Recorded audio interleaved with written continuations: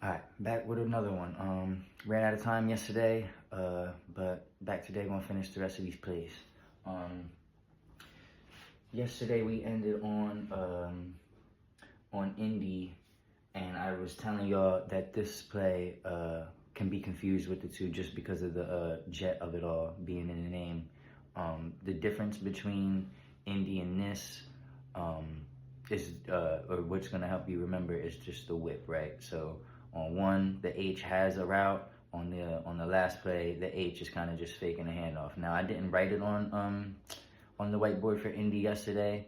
On paper, I have the H after faking the jet, just going ahead and carrying a wheel, just in the off chance that when they run the RPO, if the Q gets it to the double and the double has to reverse field for some reason, there would be something in that direction for him. But that's not going to happen too often. But yeah, I didn't write it yesterday, but that H can just go ahead and carry the motion into a wheel on Indy. For Jacksonville, this play, again, we got kind of the same thing going on where we bring the H in motion to isolate the X, only this time. What I like about this play is, if you remember what I said on flood, how we can run flood out of trips or even motion a guy over and then have him hit the flats and run flood that way. So that's what this play looks like out of the gate to a defense, especially if we've already run flood on them enough times. As this starts to get going, it's gonna look like flood, right? We got this guy looking like he's going on a go. We got the Y looking like he's breaking the 10-yard out, and then we have this guy coming across and looking like he's attacking the flats with a backside slant rather than the backside post or crossing route, whatever we have on our typical flood. But at least to the play side here, it's going to look like flood. We can have the defense thinking it's flood, and then as you see, all at the same time, we break off of it, right? So we have the Z breaking off to a hitch. We have the Y with a stick and nod, and the H comes across and is our whip route with a backside sluggo, which there's nuance to the sluggo as well.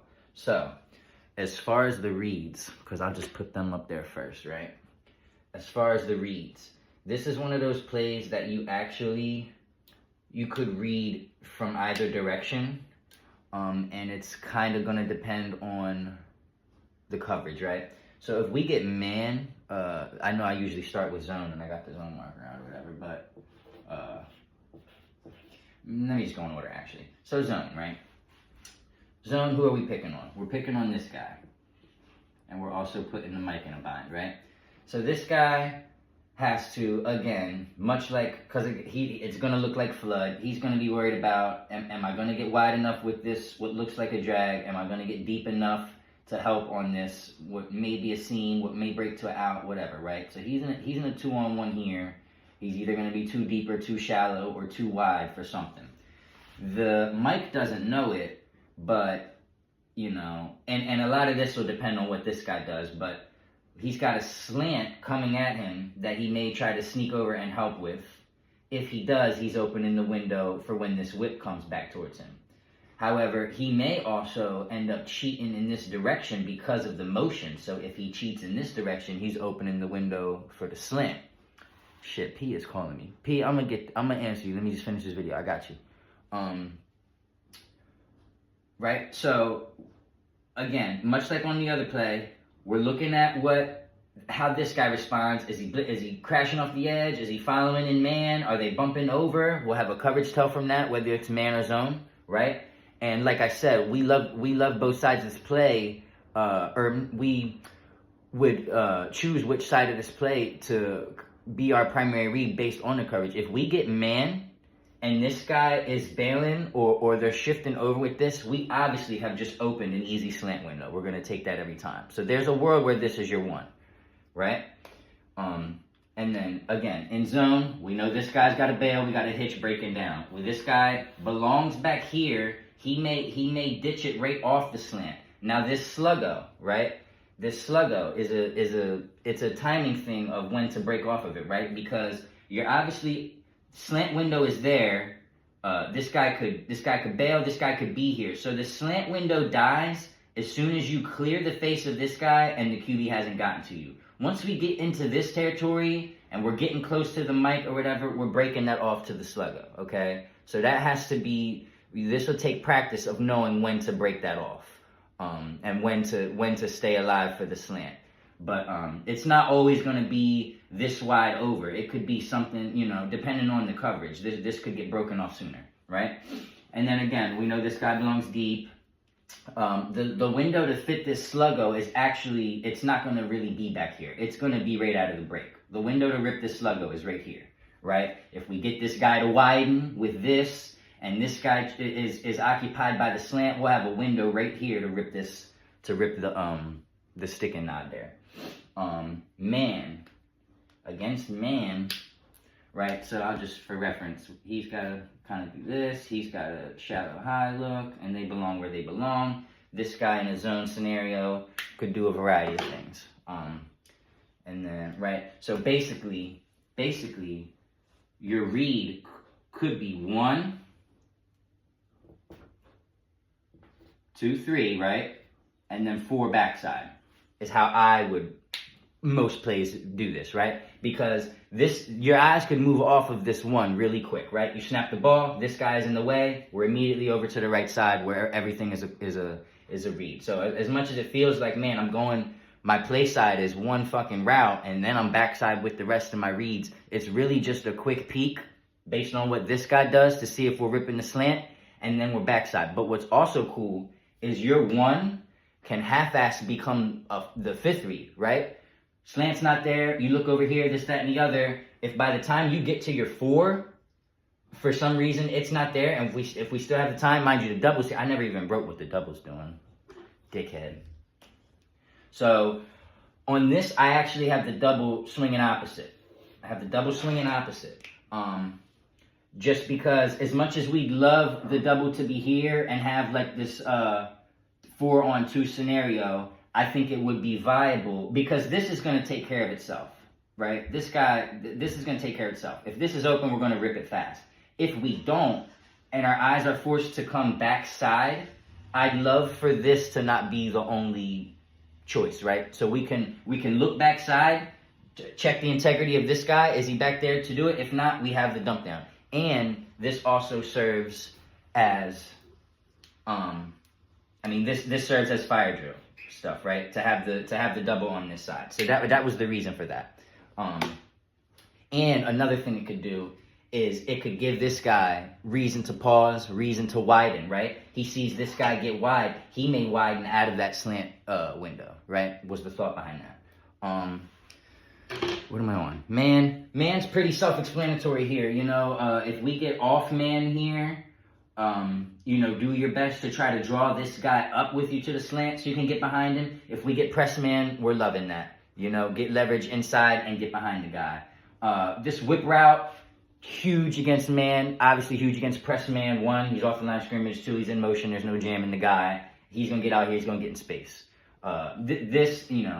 We line up and we know it's man. We're the first 2 things we're trying to do. Check slant. If I can't rip slant, eyes come back to right here. I know this says 2 and 3. This is your easy completion, right? This is always going to be 2 over the 3 because we'd rather hit the deeper route. But really, your eyes are just coming to this area where this nickel was, seeing where he's at and where the ball belongs accordingly, right? But yeah, quick, easy, open stuff against man, especially against blitz. Rip this slant. Against press, again, the slant can beat it. This can beat it. And this hitch can even be good against press coverage. Get upfield, have the guy on your hip, get him to turn, look back to the quarterback, break it off. For the hitch there. And we'll make that the 4 just because it could take the most time to develop. The stick nod, I know it may look like it takes a while to develop. This is really 4 or 5 quick steps upfield, break out hard, sell it that you're getting to the outside, and then stick back up to the thing. Now, when you turn your head around as the wide, whether this is Bear, whoever this is, just eyes on that safety. I know it's sort of sharp like this. This nod could end up here. You're just really trying to split the difference between these 2 technically. So the angle, it is what it is. That's going to be, you see it as you as you get into the open space. What else? Secondary play. Secondary play, right? Same applies. Get it to our double out here. Sideline, middle, right? So if we get it to the secondary, this is obviously our deep sideline. We would need our QB to actually become what works to the shallow sideline. We would need that to be QB, right? And then the whip coming back around would be our shallow hash. The nod would be our deep hash, okay? So secondary play, like I said, it's alive. We're alive in all of these plays. Once we give it up, play's not over. It's not only one guy to look at. Fingers crossed he gets open. We have areas where we all belong. And again, when you get your head around, you turn this slant, you're looking for the Q. Is he opening that window? You're turning around for the sluggo. You got to be mindful of who has it too. Because the angle at which you run this, for if the QB has it here versus the angle at which you run it if the double has it here, could be a little different, right? The way that we're trying to put this corner in a bind, right? So just, we got to play off of that. What is left? Press and blitz. I think I kind of went into press and blitz out of sequence, but you know, we like getting off easy with this slant against press. Obviously, this is a huge press beater. They're both blitz beaters, especially if we can do something to where maybe we delay the snap a little bit on this H, and you know, snap it once he's here, couple steps, and then break in, just so that the blitz can't get to us before he's out of his break. And yeah, we'll you know, like I said, practice against this. We may have an adjustment to where, you know, anytime we're blitzed this Y, you're one step shorter before you get into your stick and nod or something. With just enough practice against the different looks, we'll know how to run each play against each look. Press blitz. All right, I think that's enough for this. Let me call P back and get to the next play.